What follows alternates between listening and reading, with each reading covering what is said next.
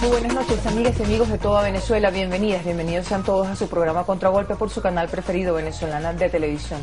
Hoy es miércoles 23 de enero del año 2013. Una movilización popular realmente impresionante colmó las calles de Caracas, no solamente para ratificar su apoyo al presidente Chávez, a la Revolución Bolivariana, a la Constitución Bolivariana, sino también para reiterar que no va a aceptar una nueva traición. Recordamos que hace 55 años, según esta interpretación de la historia, distinta obviamente de la que puede hacer la dirigencia opositora en este momento, fue traicionada la voluntad popular, se instauró un régimen, el régimen de la Cuarta República, que gobernó, que violentó los derechos humanos, régimen que además se vino abajo en diciembre de 1998 con el triunfo del presidente Hugo Chávez. Aprovechamos también para condenar, nos sumamos a la condena por las agresiones contra periodistas, comunicadores del Sistema Nacional de Medios Públicos. No solamente el camarógrafo Carlos Chacón, compañero de trabajo que ha compartido este espacio con nosotras y con nosotros detrás de las cámaras, fue atacado, golpeado de tal manera que está hospitalizado, es la última información que tenemos en el Hospital Pérez de León, de acuerdo con nuestro ministro Ernesto Villegas, sino que también fue agredido Pedro Carvajalino, comunicador, periodista de Venezolana de Televisión, y fue agredido reportero gráfico del Correo del Orinoco, Loel Enríquez. Es decir, el saldo de la actividad opositora del día de hoy, más allá de los anuncios, los balances, la interpretación que la dirigencia opositora hace de este momento de nuestra república, es 3 comunicadores venezolanos del Sistema Nacional de Medios Públicos agredidos, atacados, producto de la intolerancia de parte de quienes dicen que no tienen posibilidad de expresarse libremente en nuestro país. Nos sumamos a la exhortación del ministro Ernesto Villegas. Reflexión para esta dirigencia, y nos perdonan que nos tomemos la atribución de emitir una opinión en este espacio, que no lo hacemos, pero por favor, que esa dirigencia no siga llamando al odio, y en este caso al odio contra comunicadoras y comunicadores que trabajamos para la Revolución Bolivariana, trabajamos para todo el país, en fin de cuentas. También queremos comentar de la intervención que hizo el vicepresidente ejecutivo Nicolás Maduro, la denuncia muy grave, dice que hay un plan para atentar contra él y contra el presidente de la Asamblea Nacional, el diputado bolivariano Diosdado Cabello. Esta información también fue confirmada por el ministro del Poder Popular para Relaciones Interiores y Justicia, Néstor Reverol. También decía el ministro Reverol que están activados, están alertas los organismos de inteligencia en todo el país, producto de estas informaciones. Hablaba incluso de grupos, presuntamente grupos infiltrados que estarían detrás de estos planes. Y por último queremos comentar no solamente el homenaje que revolucionarios, familiares, amigas y amigos le rindieron al presidente de la Junta Patriótica de 1958, al periodista, al militante, dirigente revolucionario Fabricio Ojeda, sino también un comentario que hizo el dirigente político, periodista también muy querido José Vicente Rangel el día de hoy. Ratificó, con base en la información a la que él tuvo acceso en ese momento, recordemos que era parlamentario, hablamos del año 1966, cuando falleció Fabricio Ojeda, que Fabricio Ojeda fue asesinado por organismos de seguridad del Estado. Hay una investigación abierta por parte del Ministerio Público, nos lo comentaba ayer la fiscal general Luisa Ortega Díaz. En todo caso, ahí está la palabra, la denuncia nuevamente de José Vicente Rangel, quien también pidió al Ministerio Público abrir una investigación al banquero Oscar García. Él decía que había presuntamente información de presuntas actividades ilícitas por parte de esta persona y que pedía al Ministerio Público que se iniciara la averiguación respectiva. Un día de muchas noticias, tanto del pueblo bolivariano que salió a las calles como también de los sectores de oposición que finalmente se congregaron en el Parque Miranda en el municipio Sucre. Nosotros esta noche se la queremos dedicar a buenas noticias que han tenido espacio mediático sin duda alguna, pero que también sabemos que siempre hay más información que podemos llevarles a todas y todos ustedes. Nos referimos a datos del último censo, el censo que realizó el Instituto Nacional de Estadística en nuestro país, según el cual hay una reducción importante de informaciones. Para comentar esta noticia nos acompaña el presidente del Instituto Nacional de Estadística, el profesor Elías Ayuri. Bienvenido, gracias por estar aquí, profesor. Disculpe esta introducción tan larga, pero realmente es preocupante nuevamente los ataques contra nuestras periodistas. Y esa era una introducción necesaria porque realmente fue una cosa salvaje. Yo pude ver en la televisión la agresión.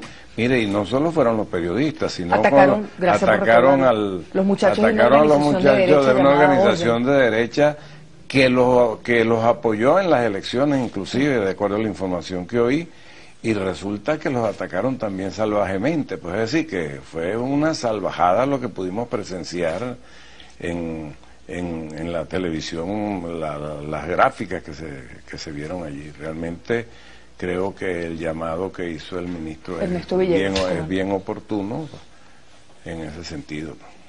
Gracias por su comentario, profesor.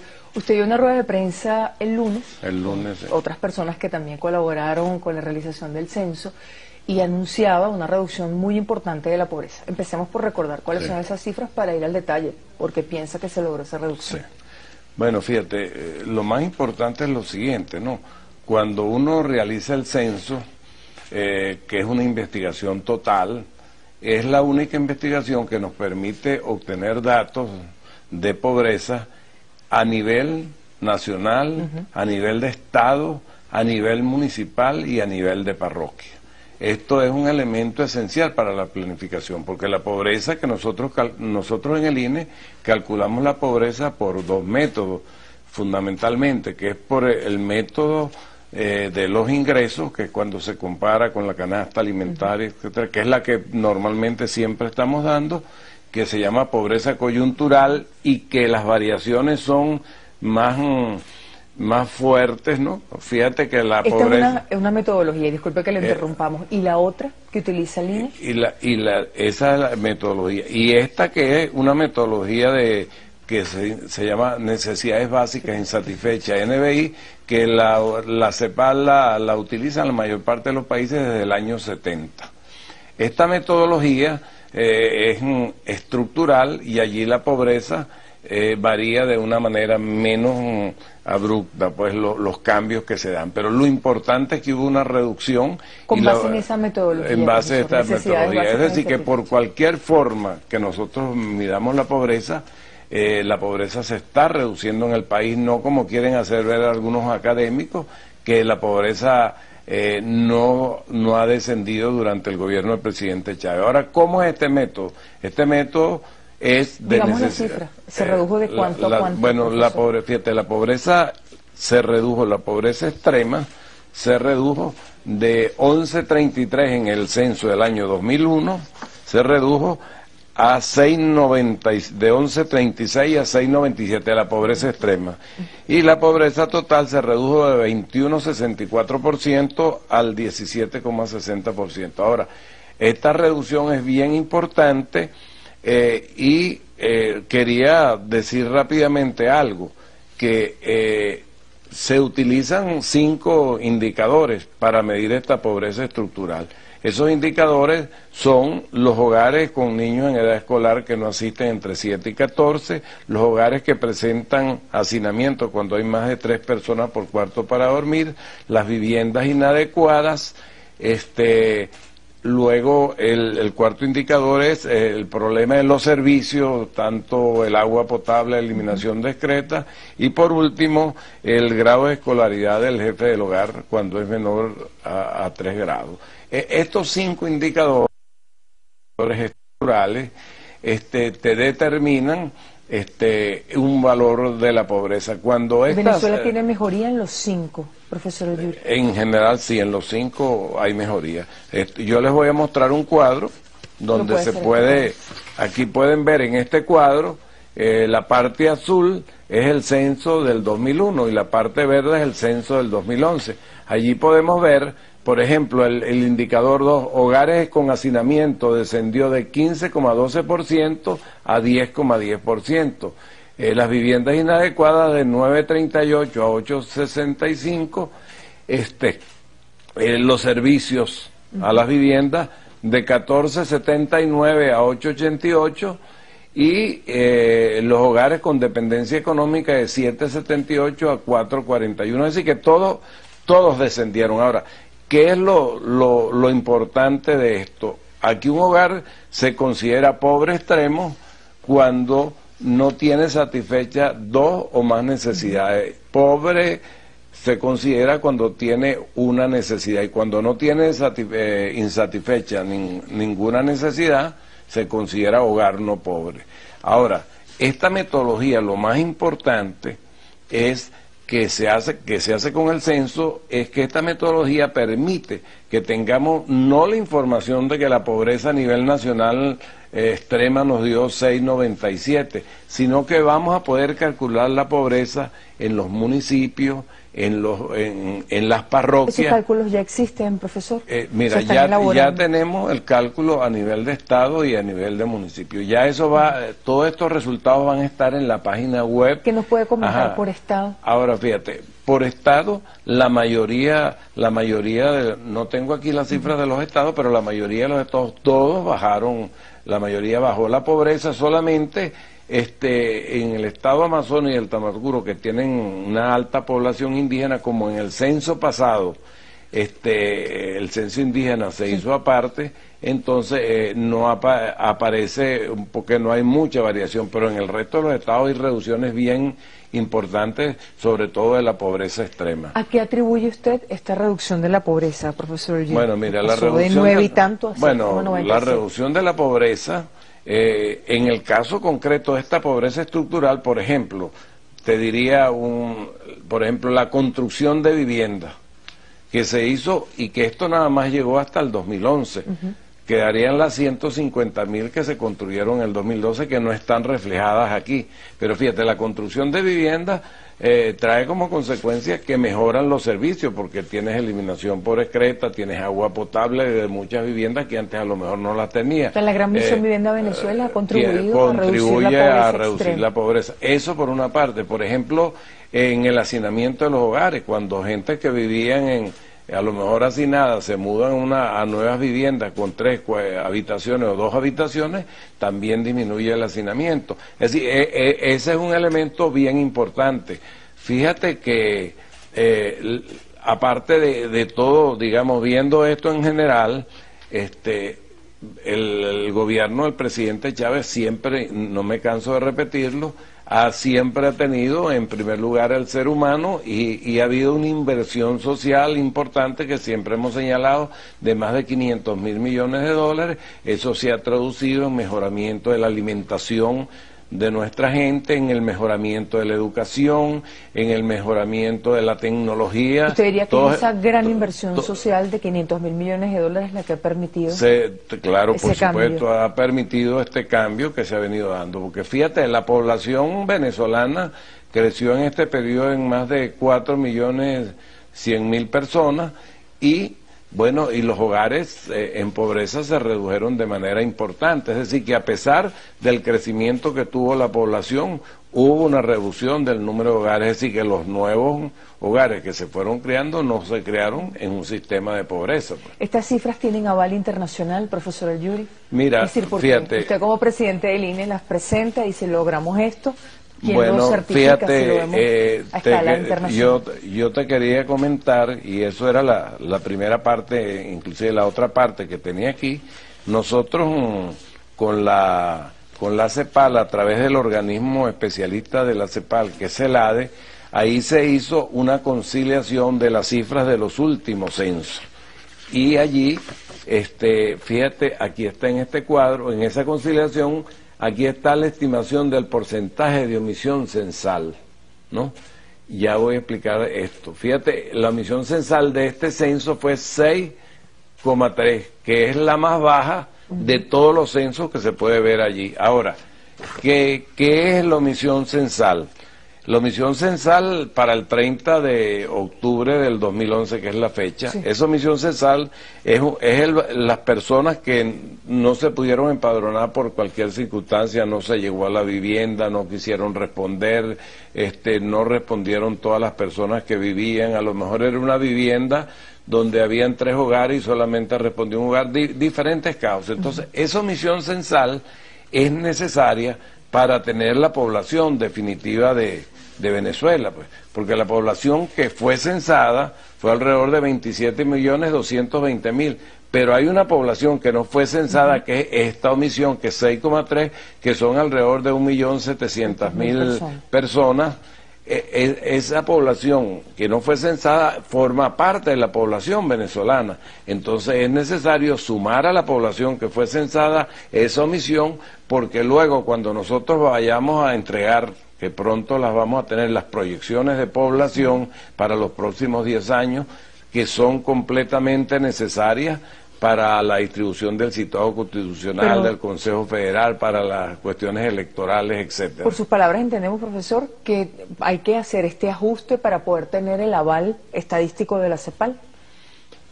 No, porque es que normalmente nosotros, en todo este proceso del censo, venimos trabajando conjuntamente con CELADE, que es el Centro de Demografía, y por supuesto que ellos han venido revisando desde que elaboramos los cuestionarios hasta ¿Estas todas las cifras cosas. de reducción de pobreza tienen el aval de la CEPAL? Claro que tendrán el aval de la CEPAL con toda seguridad, porque este censo realmente ha sido un censo bien exitoso, no solo en la reducción de la omisión, sino que nosotros desde el mismo comienzo del censo, por la tecnología que utilizamos, los dispositivos móviles de captura, ya íbamos dando resultados y podíamos dando. Este no es el primer resultado que damos, ya nosotros hemos venido desde el mismo mes de febrero del 2012, ya habíamos dado los primeros resultados y ya estamos dando estos nuevos resultados que son bien importantes de pobreza. ¿A qué atribuye que académicos, han hablado incluso estos días, gente que se ha dedicado a la investigación sobre la pobreza,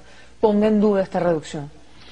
Bueno, mira, porque es una posición política que tienen una posición política, y en su posición política tienen que desprestigiar las cifras del instituto, porque ellos cuando las cifras del instituto son positivas, dicen que no sirven, pero cuando damos cifras, cuando la pobreza llegó medida coyunturalmente al 55% y la pobreza extrema al 25%, cuando dieron el golpe de Estado y hicieron el paro petrolero, bueno, no dijeron que esas cifras eran incorrectas, pero cuando comenzó a bajar la pobreza, comienzan a decir que se manipulan cifras, igual que hacen con el desempleo. ¿Usted y con le restaría credibilidad a estas investigaciones sobre pobreza que están haciendo instituciones? No, por ejemplo, la Universidad Católica Andrés Bello, otras. Mira, la investigación, el libro que publicó la Universidad Andrés Bello, esa investigación, de acuerdo a las informaciones que tengo yo, realmente no tiene una validez científica total, porque fue una investigación que duró 2 años con una muestra, ¿no? Fíjate que esto es un censo, aquí se investiga la observación constante. Cuando tú haces una muestra, tienes que hacerla en un tiempo determinado, que no puede ser muy largo, porque tienes que determinar qué fecha vas a tomar para la expansión, porque la muestra es una parte de toda la población. Entonces, cuando tú lo haces a lo largo de un periodo tan largo como lo hicieron ellos, de más de 2 años, indudablemente no podían escoger un sitio para expandir la población. Ya eso de por sí ya deja mucho que desear de los resultados que tuvieron. Sin embargo, los resultados que le dio a ellos, la pobreza también bajó. También había reducción. Había reducción de la pobreza. Lo que pasa es que están empeñados en querer tapar el sol con un dedo, diciendo que la pobreza no ha descendido. Y aquí ha bajado la pobreza por todos los métodos. Mira, ¿el hecho de esa reducción implica que no hay pobreza en el país? No. Que tal vez es algo que se malinterpreta. No, que no hay pobreza en el país, no. Yo siempre he sido claro. Nosotros tenemos una pobreza estructuralmente, esta que medimos, de 6,97. También la medimos coyunturalmente con la encuesta de hogares por muestreo, que tiene más de 45 años. Esa encuesta de hogares por muestreo, las bases de datos son examinadas por la CEPAL y son estudiadas por la CEPAL de acuerdo a la encuesta de hogares por muestreo. El año pasado, comparando, la pobreza extrema alcanzó el 7%. Este año las cifras preliminares que tenemos, las del INE, no las del censo. No las del censo de pobreza coyuntural, es decir, medida por ingreso, es de 6,5. Para el año 2012. Para el año 2012. Es decir que, pero esa es una cifra preliminar que la confirmaremos en el curso de del primer trimestre O sea que de este año. preliminarmente, ya no habla al hablar de las cifras del censo, sino las del INE, usted diría que hay una Las del reducción INE, las de la dos son pobreza. del INE, pero esta Sí, sería pero la como no coyuntural, es pues el la de censo, la encuesta de hogares, pues la que se O mide sea que con la según la encuesta. encuesta de hogares también hay una reducción Hay la de varios puntos de la claro, pobreza. de 6,5% es la pobreza. Y fíjate que esa pobreza había estado en 25% en el año 2003 Después del sabotaje petrolero. después del sabotaje petrolero. Ahora, la pobreza, fíjate tú lo que te decía al principio, la ventaja que tiene la pobreza cuando se mide estructuralmente en los censos es que podemos tener resultados a niveles más desagregados, y al tener esos niveles más desagregados, la planificación va a ser mucho mejor para el gobierno, pues porque cuando tú como gobernador de estado ya sabes cómo es la pobreza en tus municipios, o cuando eres alcalde sabes cómo es en tus parroquias, ya tú sabes cómo dirigir de una manera más precisa toda tu política, pues. Entonces, en ese sentido, tener resultados del censo con una pobreza y donde se está dando la reducción es un elemento más importante. Y sobre todo que se dio la reducción de la pobreza, incluyendo pues todo ese aumento que ha tenido la población. Tenemos que hacer una pausa, profesor El Yuri. Hay voceros de oposición que consideran no solamente que el país se está cayendo, sino que desde el punto de vista social, socioeconómico, el país está peor que hace 14 años. ¿Qué dicen las cifras del Instituto Nacional de Estadística? No solamente las de pobreza, sino también esperanza de vida, mortalidad infantil, mortalidad materna. Nos lo cuenta al regreso, profesor. En minutos regresamos. El canal de todos los venezolanos.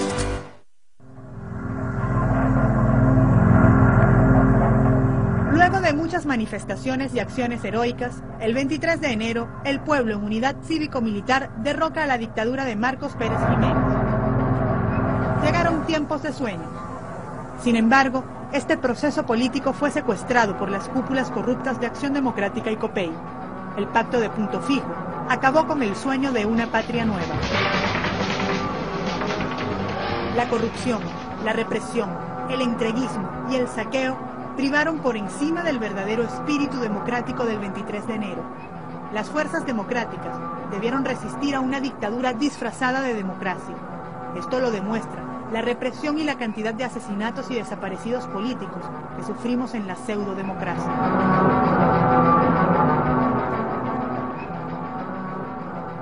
Y es que llegó la hora del pueblo.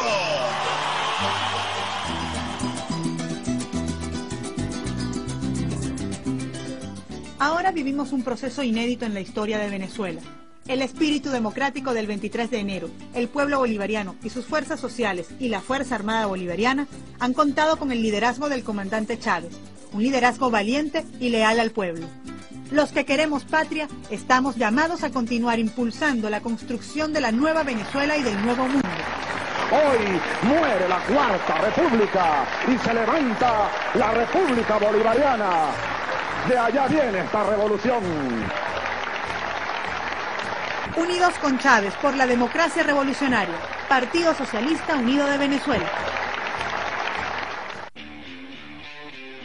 Cada mañana, cada vez que comienza tu día, sabes que estamos cerca de ti.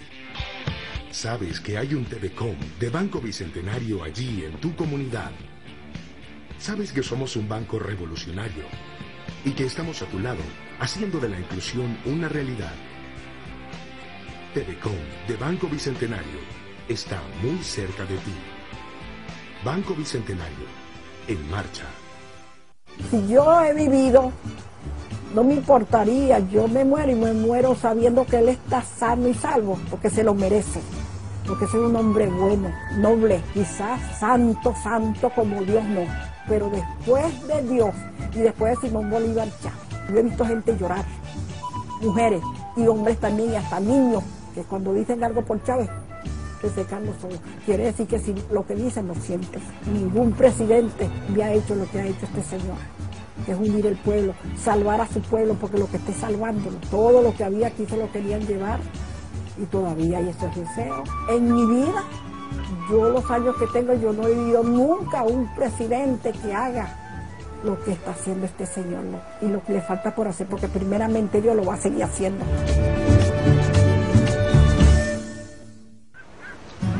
Allá está el cerro de Macanao, hijo. ¿Lo ves?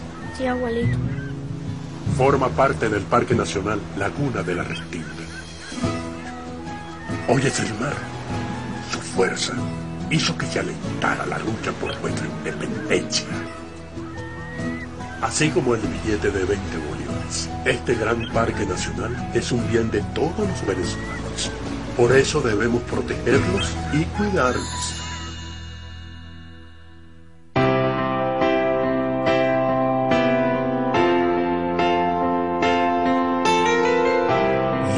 Imagina tu sonrisa, solo la felicidad. Imagina Venezuela viviendo siempre en paz. Y tú dirás que soy un soñador, pero no soy el único. Paremos toda esta locura ya y salvemos a la nación. Imagina a tu tierra compartiendo sus riquezas. Imagina Venezuela viviendo en amor. Y salvemos a esta linda y gran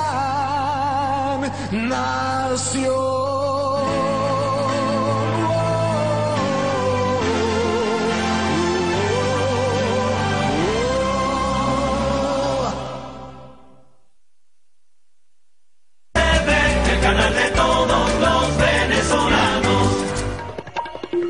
Seguimos, amigas y amigos, con más de su programa Contragolpe. Queremos enviar un mensaje de servicio público. Se solicitan donantes de sangre, preferiblemente A positivo, para la paciente Mari Carmen González. Ella está hospitalizada, recluida en la clínica Santa Sofía. Más información, comunicación con ella a través del número telefónico 0414-2-12-22-99. Repetimos, donantes de sangre para la paciente Mari Carmen González en la clínica Santa Sofía. Número telefónico de contacto 0414-2-12-22-99. Retomamos la conversación con el profesor Elías Yuri, presidente del Instituto Nacional de Estadística. Profesor, le preguntábamos sobre esta visión catastrófica que plantea la oposición, incluso desde el punto de vista social, una parte de la dirigencia opositora, pero usted tiene más datos de reducción de la pobreza. Sí, que quería mostrar este cuadro. En este cuadro tenemos la pobreza a nivel municipal. Allí podemos observar en el cuadro, aquí en la parte de arriba, los municipios con pobreza extrema menor al 10%, que en el censo del 2001 eran 102, que representaban el 30,4%, aumentaron a 218, es decir, el 65%, es decir, más que duplicado, ¿no?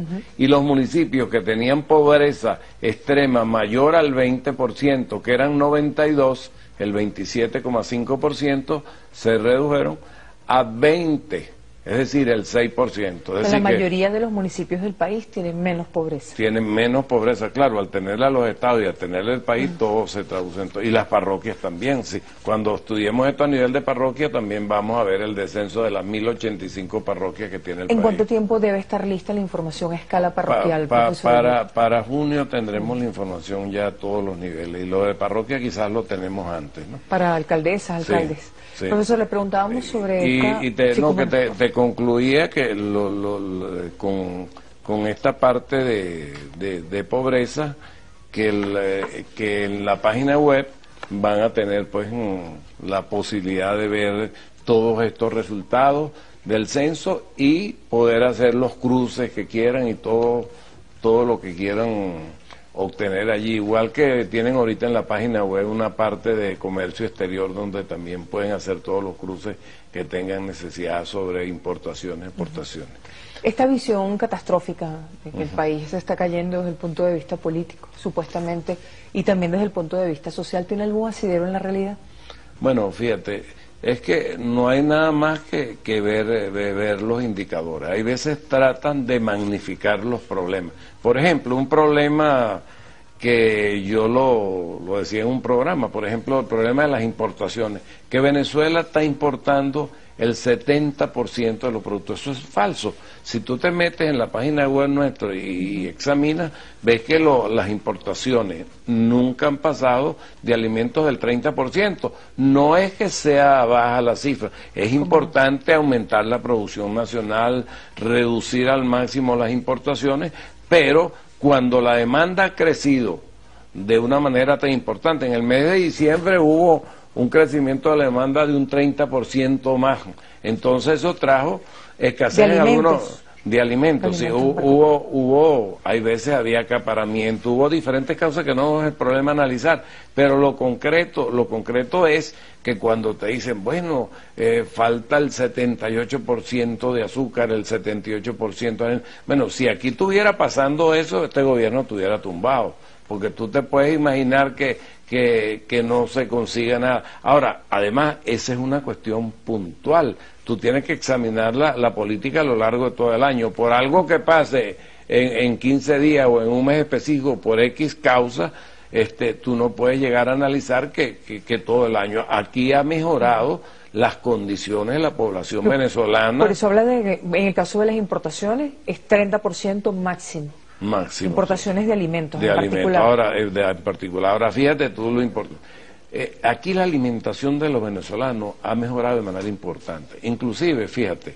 ¿Qué revela el censo sobre esto? En el censo no trabajamos esta parte. Pero fíjate, pero tenemos varias encuestas. Fíjate, la encuesta de presupuestos familiares que hicimos conjuntamente con el Banco Central de la Universidad de los Andes y la Corporación de Guayana, en esa encuesta se demostraba que más del 90% de la gente estaban comiendo 3 y más comidas al día. En una encuesta nacional de salud, que ya hemos hecho dos pruebas que estamos haciendo en el Instituto Nacional de Estadística, allí también se ratifica esta cifra de que la gente está comiendo y está comiendo las calorías necesarias. Cuando uno ve la producción, cómo ha aumentado la producción de diferentes rubros, se ve que la gente antes no comía, aquí había una mala alimentación. Aquí la gente de los sectores más pobres de esta población, lo que comía era harina pan con bollo y en la tarde espagueti. Hoy en día la gente está comiendo pollo, está comiendo carne y proteína y se está alimentando de una manera diferente. ¿Esto es posible gracias al subsidio?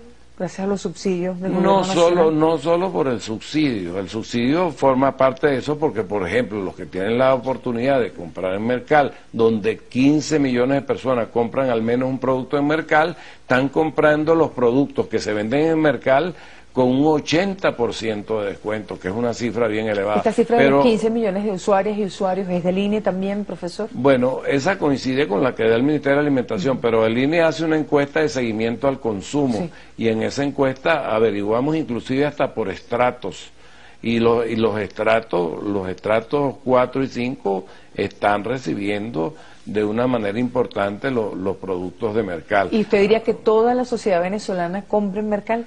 No toda, pero una parte bien importante está comprando en Mercal, pero lo que pasa es que Mercal no vende todos los productos.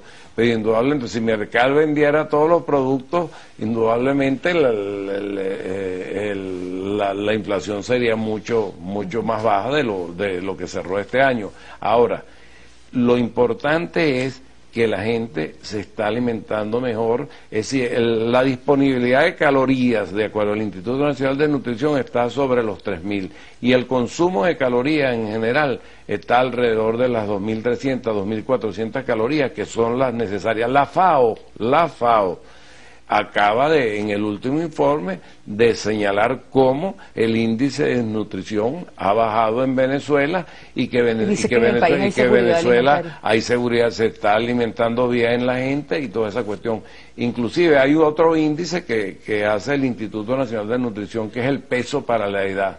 Ese peso para la edad, que está incluido en las metas del milenio, se ha venido reduciendo desde 7,2 al 2,9. Eso es peso para la edad, es decir que ese es un indicador muy importante. La talla de los niños de 7 años promedio ha venido subiendo de 0,8 centímetros en promedio a 1,8. Hablemos de la esperanza de vida al nacer. Fíjate, la esperanza de vida al nacer en Venezuela ha venido subiendo de manera importante. Fíjate, yo tengo un cuadro aquí que voy a mostrar, en el cual estudiamos la tendencia general hasta el año 2050, de cómo sería el comportamiento. En ese cuadro podemos ver, claro, lo hicimos un quinquenal, porque si lo podemos hacer año, porque esto viene del año 2000, pero quinquenal para que no quedara muy cargado el cuadro. Ahora fíjate, la esperanza de vida ahorita en el censo concretamente dio casi 75 años, es decir, que subió de 72 puntos entre censo y censo. Casi ahora, 75 años igual para mujeres y hombres. No, un momentico, el promedio casi dio 74.9, las mujeres dio 77.9, casi 78 años, y los hombres 71.8, que dio casi, ¿cómo se llama?, casi 72 años. Es decir, que hay una diferencia de 6 años entre las mujeres y los hombres en la esperanza de vida, y las proyecciones hacia el año 2050 es que se va a vivir alrededor de 80 años, 79,2, las mujeres 82.4 y los hombres 76. Para el año 2050. ¿A qué atribuye, profesor, el aumento en la esperanza de vida? Bueno, el aumento de la esperanza de vida se viene, mira, la esperanza de vida viene aumentando el mejoramiento de todas las condiciones de salud que está teniendo el país, que ahora va a ser mucho más cuando uno ve estos cambios estructurales que se están dando en la vivienda, etcétera. ¿Por qué? La esperanza de vida en los años 50 eran 50 años, y en los años 40 eran 50, 55 años. Se ha venido incrementando, ha mejorado el tratamiento de una cantidad de enfermedades, algunas han ido desapareciendo, ha ido mejorando la calidad de vida, ha ido mejorando todo el problema de las viviendas al tener agua potable. Aquí tenemos el agua potable, pasa del 95% de los hogares con agua potable. Esos son elementos esenciales para que mejore la calidad de vida de la gente y que la gente pueda vivir más. ¿Mortalidad infantil? ¿Tiene las estadísticas? No tengo ahorita porque... ¿Otros indicadores? Pero otros indicadores importantes, otros indicadores importantes que tengo aquí que hay que verlos serían, por ejemplo, los siguientes. El crecimiento de la población ha venido bajando, fíjate, de un crecimiento en el año 2000 de 1,9, ahorita está creciendo a 1,5%, y las proyecciones de crecimiento para el 2050 es de 0,4%. Hacia el 2050, con ese ritmo de crecimiento, la población venezolana va a alcanzar alrededor de unos 40 millones.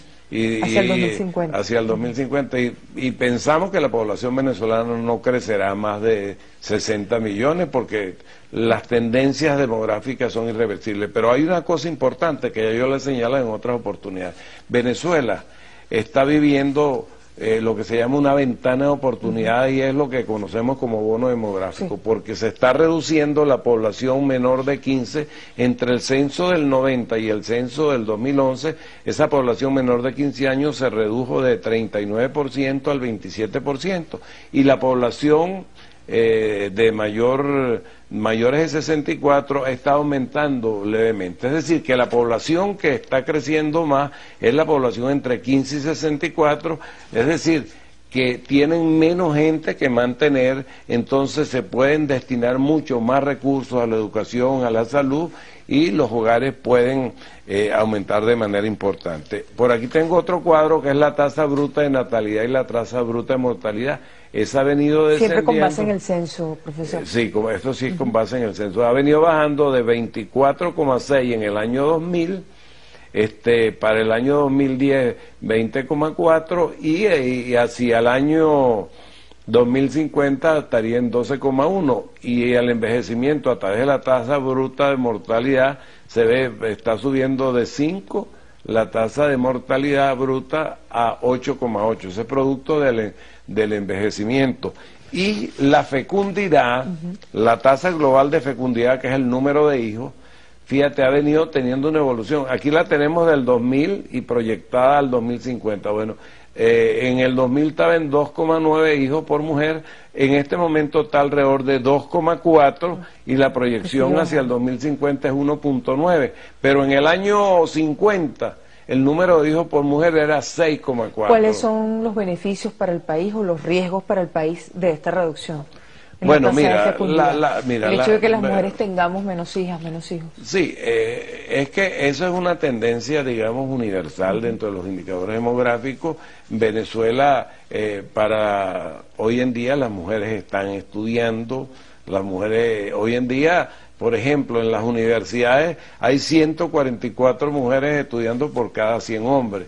Y cuando se plantea el grado de educación van mejorando todas estas condiciones, esto contribuye enormemente a que la gente tenga un menor número de hijos. Pues en nuestros padres, mi mamá tuvo como 19 veces en estado. Era otra época. Era otra época, pero hoy en día, bueno, la gente lo vive, pues la gente planifica inclusive su cuestión. Aquí el promedio, como vemos, está en 2,4 y seguirá bajando. Pues. Ahora, Venezuela sigue creciendo la población, pues no hay descenso en el crecimiento de la población. Aquí no está pasando lo que pasa ya en países desarrollados como Europa, etcétera, donde ya la población no crece y esas son hacia eso iremos nosotros, pero nos quedan muchos años. Esta ventana de oportunidades que tenemos para desarrollar el país, eso dura alrededor de 20, 30 años. Así que tenemos grandes posibilidades de poder avanzar en ese proceso. Profesor Yuri, usted hablaba en la primera parte del programa de la omisión censal y del ajuste que se está haciendo. Con ese ajuste, ¿a cuánto llegaría la población en Venezuela? Mira, la población, exactamente. Sabemos que no son cifras definitivas. Oye, todavía no tenemos, digamos, las proyecciones definitivas de población, pero no, ya esto sí es definitivo con el ajuste. La población para el 30 de octubre, que es la fecha que se tomaba para el censo del 2011, la población alcanzó 28.946.000 ya con ajuste personas, incluido. con el ajuste incluido para el 30 de junio de octubre. Ya en este momento ya debemos estar por encima de los 29 millones, ¿entiendes? Los 29.300.400.000. Ya pronto tendremos las proyecciones de población basadas en todos estos resultados del censo y vamos a tener proyecciones de población para los próximos 10 años que son las que permiten lo que te decía, la distribución del situado constitucional para el problema de las elecciones del Consejo Nacional Electoral, el Consejo Federal de Gobierno que necesita todas estas cosas para la distribución de los recursos entre los diferentes. ¿Algún otro dato del censo que quiera comentar, aparte de la reducción de la pobreza, que sin duda es muy importante para nuestro país? De los últimos datos, sabemos que hay datos que se están procesando todavía. Bueno, mira, otro dato importante, bueno, la edad mediana de la población. ¿Cuál es? En este momento la edad mediana está alrededor de 27 años. La edad mediana ha venido evolucionando desde el 2000, de 23 años, y las proyecciones para el año 2050 es ya casi de 40 años, 38,5. Es decir, que en el año 2050, de acuerdo a estas proyecciones, casi el 40% de la población va a ser, está por debajo de la mediana de 40 años, y el 50% va a estar por debajo de los 40 años, y el otro 50% va a estar por encima de los 40 años. Profesor, como el tiempo se nos termina, no queremos dejar de preguntarle en los minutos que nos quedan sobre la reducción del desempleo, que además la anunció, si se quiere informalmente, el ministro profesor Jorge Jordán, el ministro del Poder Popular para la Planificación y Finanzas la semana pasada, y entendemos además después por una información oficial del INE que fue una reducción importante para el cierre del año 2012. ¿Es la cifra de desempleo más baja en cuánto tiempo? Bueno, mira, el desempleo se medía mensualmente en el año 84 y lo interrumpieron. Desde que se comenzó a medir el desempleo mensualmente lo empezamos en 1999.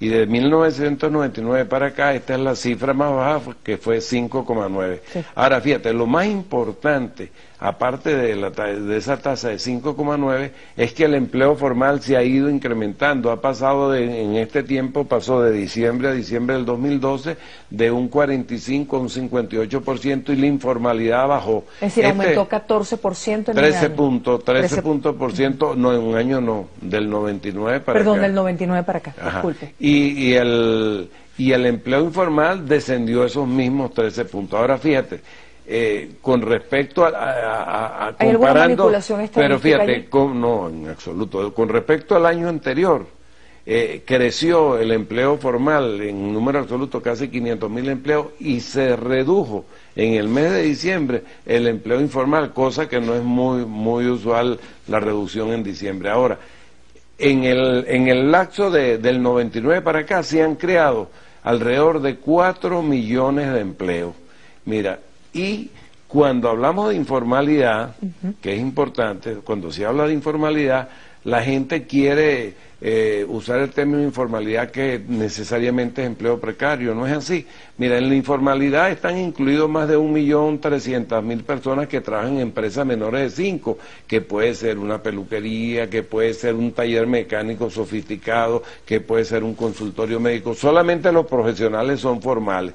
Y los que trabajan por cuenta propia, albañiles. Y una de las cosas negativas, más negativas que tenía ser informal, era que no tenías derecho a la pensión de vejez. Y hoy en día se modificó esto, y bueno, y todas las personas que trabajen por cuenta propia pueden cotizar y van a tener derecho a la pensión de jubilación. Hoy en día hay casi 2,5 millones de personas pensionadas en relación con 320.000, 350.000 que había en el año 98. Profesor Yuri, ¿es posible mantener este 5,9% en enero, en febrero, en marzo? No, en enero fíjate, en enero normalmente no, porque en enero tú sabes que cierran las empresas, claro. Normalmente en enero esto es cíclico, enero, febrero, pero luego lo importante es que cuando tú buscas en promedio la reducción del desempleo, si tú ves la curva, no la tengo aquí, pero si tú ves la curva en promedio anteriormente estaba sobre los 12 puntos,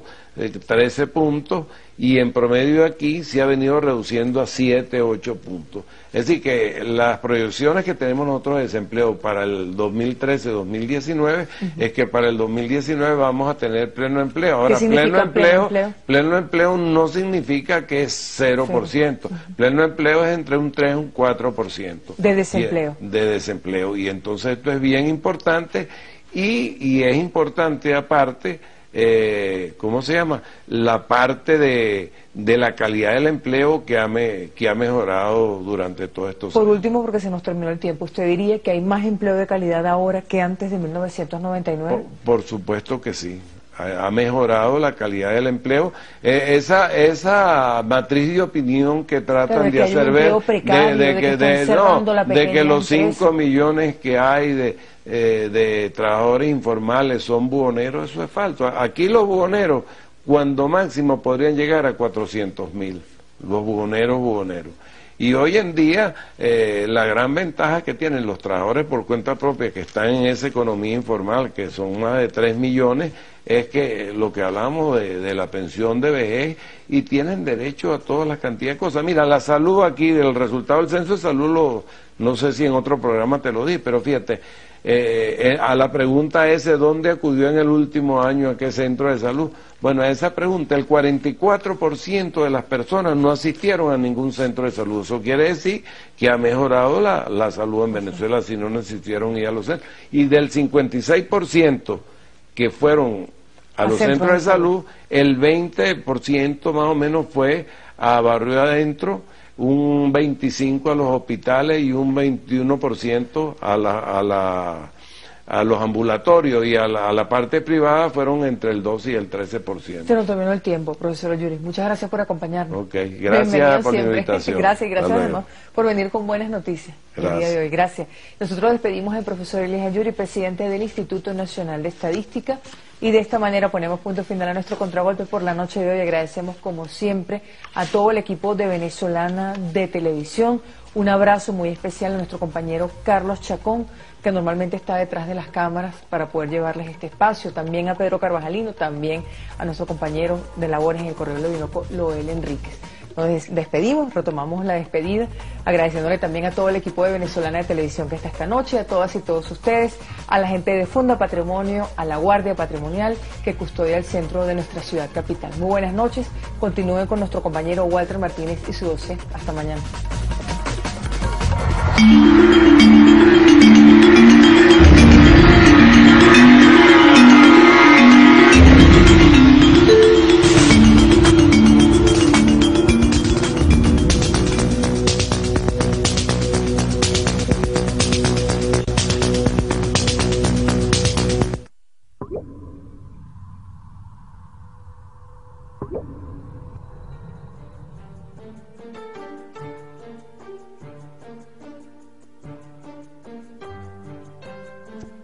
Contigo emprendimos un camino lleno de esperanzas y alegrías.